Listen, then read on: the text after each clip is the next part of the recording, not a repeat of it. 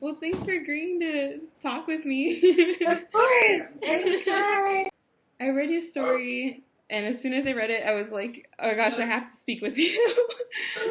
There's like, I've read a few stories since joining Writing Light. It's been like 2 months now, but I just especially love that it's aside like well, I love futuristic stories, and this has it's near future, but it has such strong political and social themes that just like really resonate with me, and it's very intersectional, and that just made it that much better. Um, so I'd like to kind of deconstruct some of those important themes that came up when I was reading the story. Okay, cool. So on your website, I saw that you recently traveled to Bangladesh, or maybe within the last year or so, and you heard different women's stories. And I was wondering if that experience affected the way you wrote the story. Was it recently after you wrote the story? Yeah, so that was a couple of years ago. That was in 2013, the summer of 2013, that I was doing research for my senior thesis in Bangladesh, and it was an oral history project.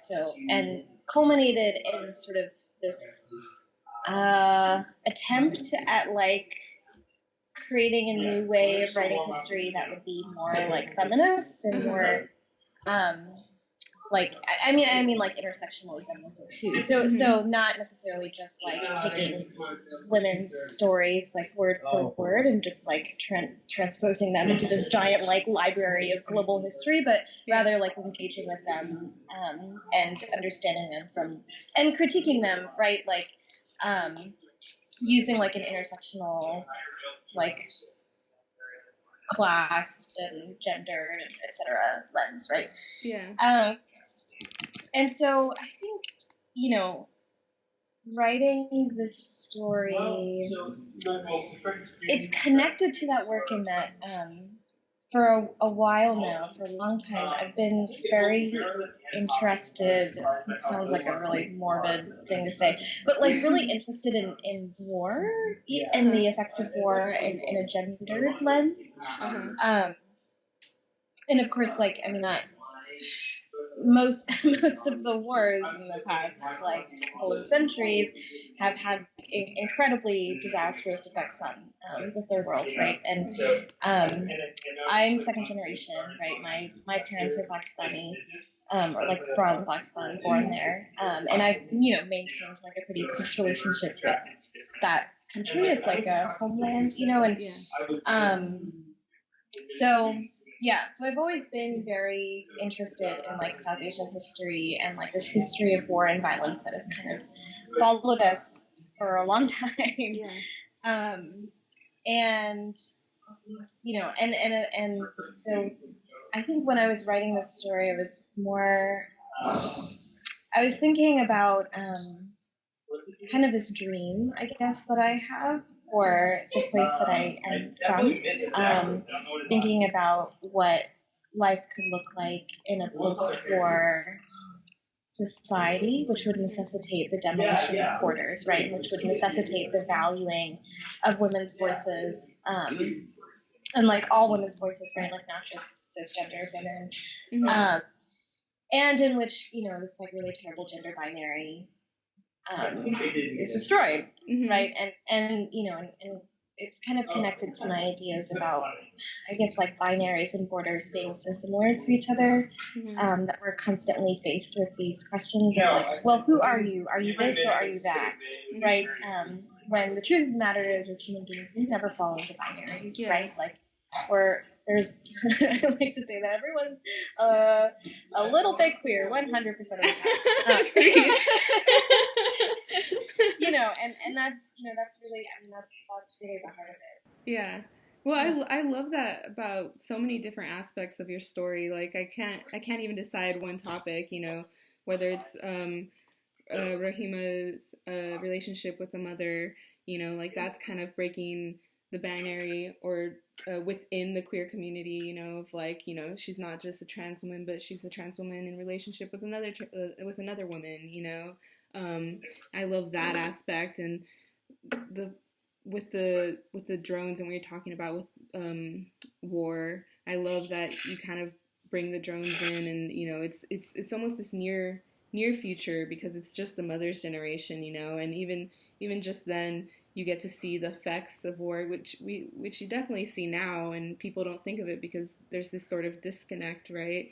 Like drones just kill, angry or bad terrorists, and it doesn't affect women, it doesn't affect children, and it definitely does. And so I love that you definitely bring that to light.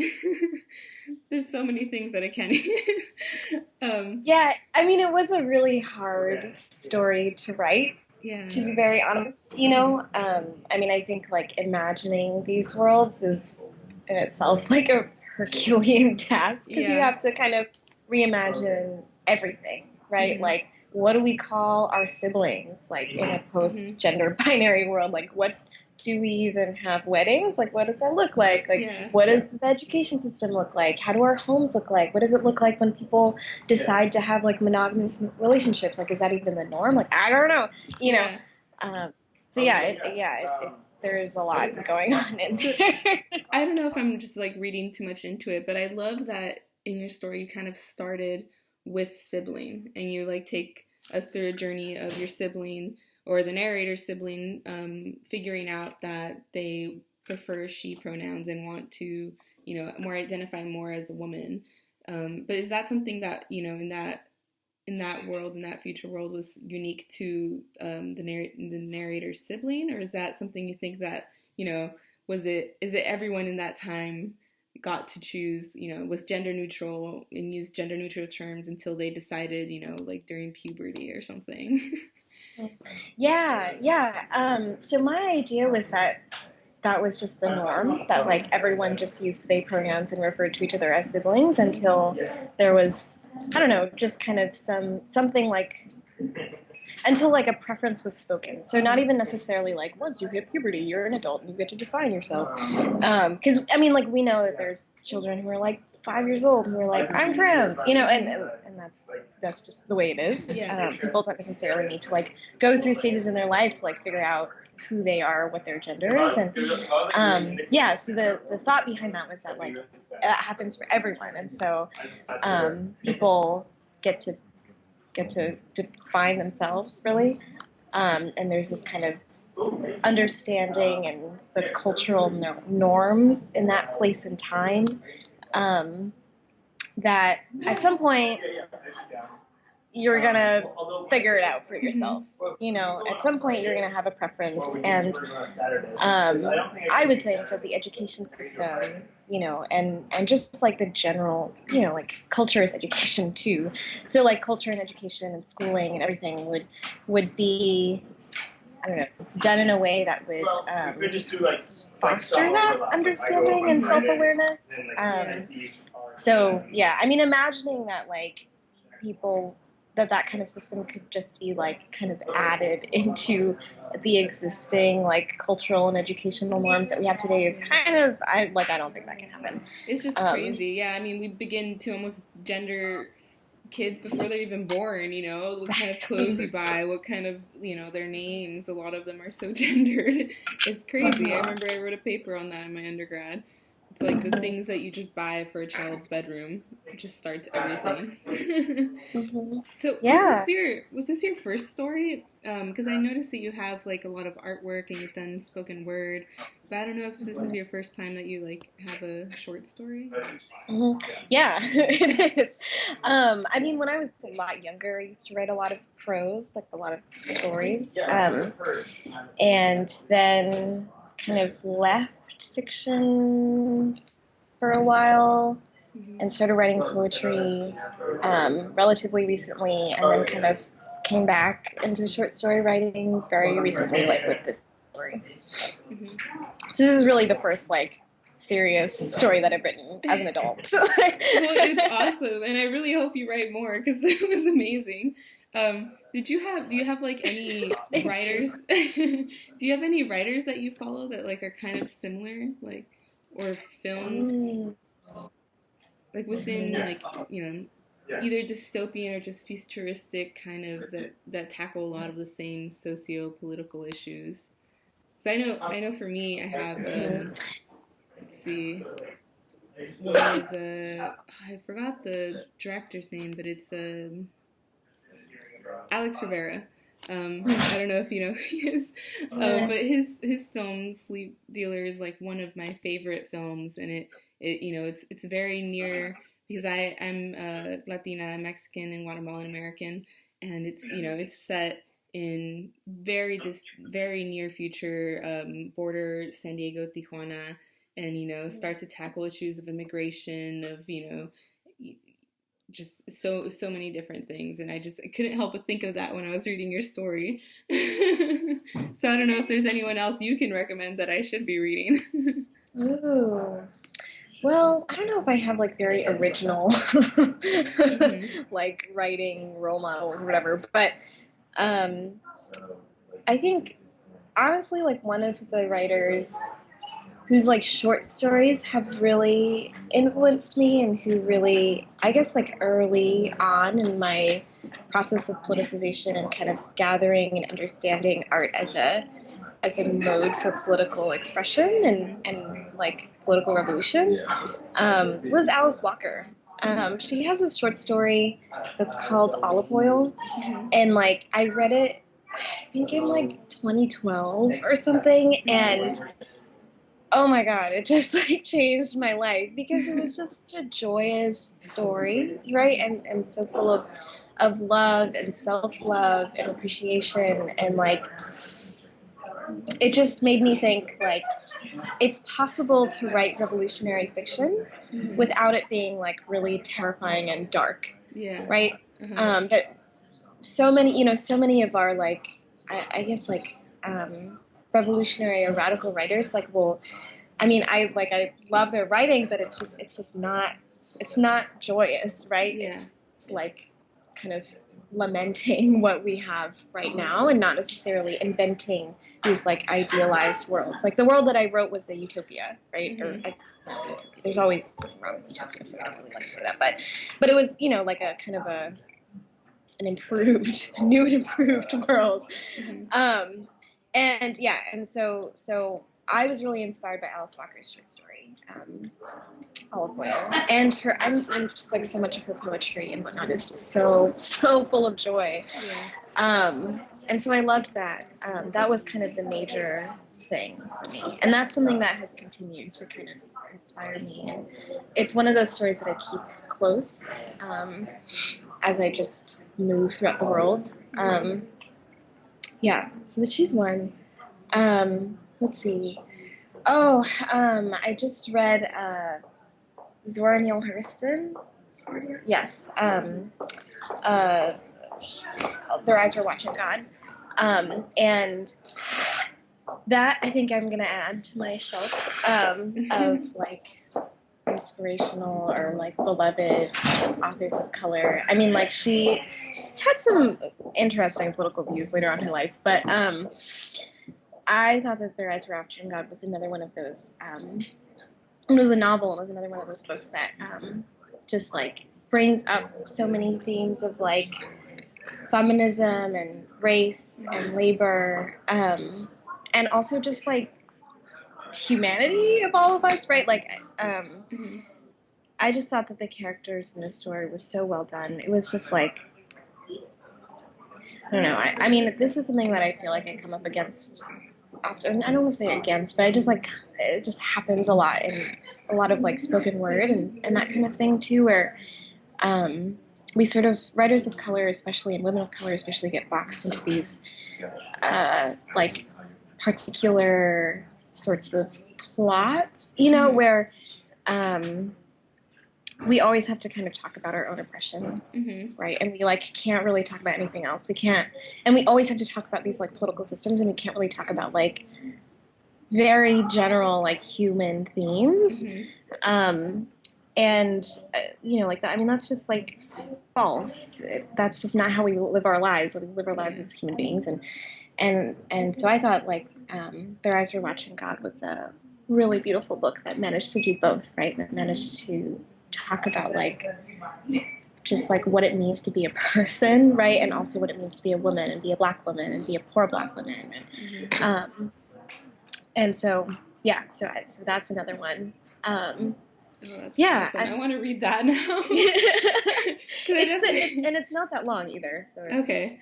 Yeah, because I mean, I know I definitely struggle with a lot of those things because, it's like I do want to talk about a lot of those issues. It's important, and, a lot more people need to talk about it so that other little girls that were like me can hear those stories. But then also, like, I don't want to be limited, and there's so many other things I want to talk about, like, so I don't know, it's great that you bring that up.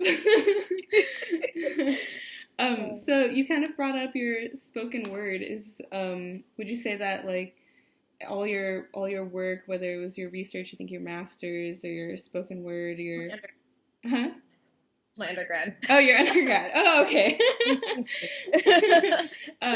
With this story, do you always have, like, similar ideas or themes? Are they, like, interrelated, or do you feel like you like to talk about one thing in other genres more than others? That's a good question.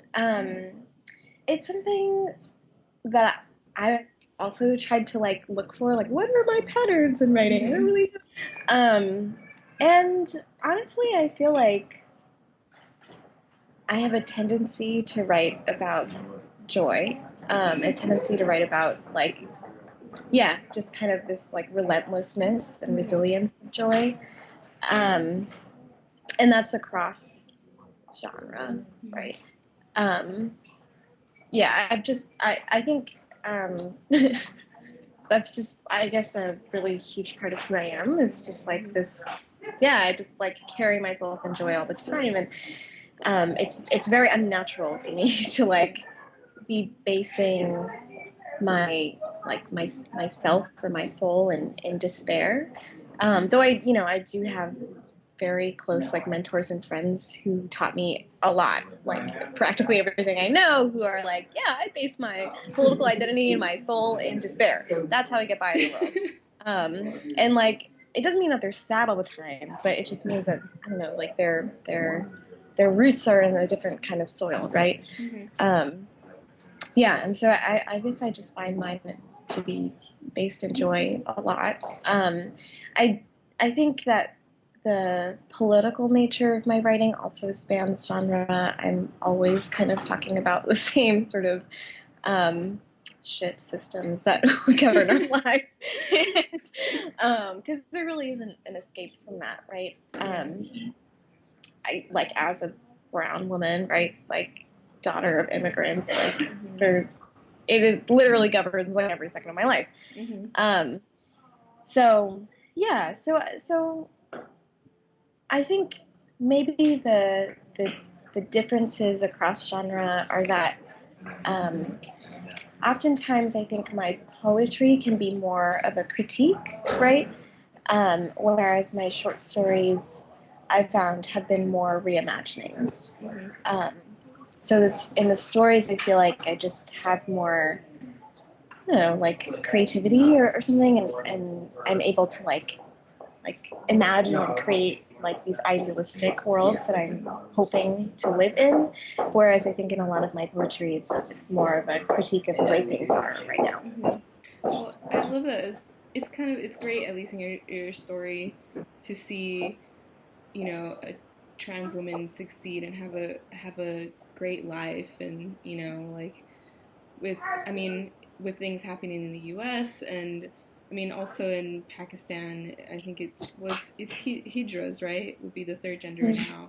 And it's great that there is a third gender, but it's definitely a social, they don't have access to a lot of things and to a lot of rights, right? So it's great to kind of see them succeed, at least in some sort of near future, and get better. Like the positivity. Yeah. I mean, that's also like, I think you've mentioned this a couple times, that it's like the story that I wrote is really, it's like one or two generations off from where we are now. And yeah, it just kind of goes back to that like relentlessness and resilience, right? Of hope and of joy. That like, I refuse to believe that this stuff isn't possible. This is always possible. It's always possible as long as we can dream it up, right? And so this can happen in the near future. Why not? Like, there's really nothing stopping it other than like people's ignorance and desire for power, right? So I like to think that there's always hope for it to happen sooner rather than later. And maybe I'm tricking myself too a little bit to like keep the faith, but I think that's fine. Yeah. I mean, that's just like medicine. It's good to feel as an activist. So I don't know if you do necessarily, but would you say you have any advice for other women of color that look to start writing or just to enter the arts? That maybe that was given to yourself when you were younger. That's also another good question. Let's see. So I'm 23. I'm really not that old. Same. Yeah, I figured you were like, oh, I just finished my undergrad. I was like, yes, we must do that. But yeah, I mean, I think my piece of advice, and as someone who is still like a struggling artist, right? Like I have a day job, right? I don't write and get paid for writing as my like daily bread. That's not my life yet, right? And then there's and there's so many things that go out that. So many like weird pieces of advice that you pick up places that are just like, oh, like you have to, I don't know, have this like special pen or like this interesting journal or like this one particular place where you write. And I don't believe in any of that. Like you don't need expensive shit in order to write. Like all you need is yourself and like wherever you are. And people also talk about like writer's block and all of this stuff and I realized for myself, like, that it's actually more destructive to, like, believe in all of these, like, various writing illnesses. And instead, I just understand that, like, I write a lot of garbage and then every once in a while write something that's worth, like, hanging up in the halls of history forever, right? And I think the thing that carries me through all of that is just, like, being able to love myself in every state of my ability, right? And so I guess that's, like, the most important thing I think I would tell any woman of color trying to write. It's like you don't have to believe any of this other random stuff that people tell you, that, like, you have to have these tools, or you have to be in this place, or you have to have, I don't know, this, like, magical thing to overcome your writer's block. Like, no, you just write. You can write garbage. You can write, like, real trash stuff, but it's fine, right? And, like, the most important thing is this patience and this love that you have for yourself and your ability. Your ability will never define who you are and your worth. You're always worthy.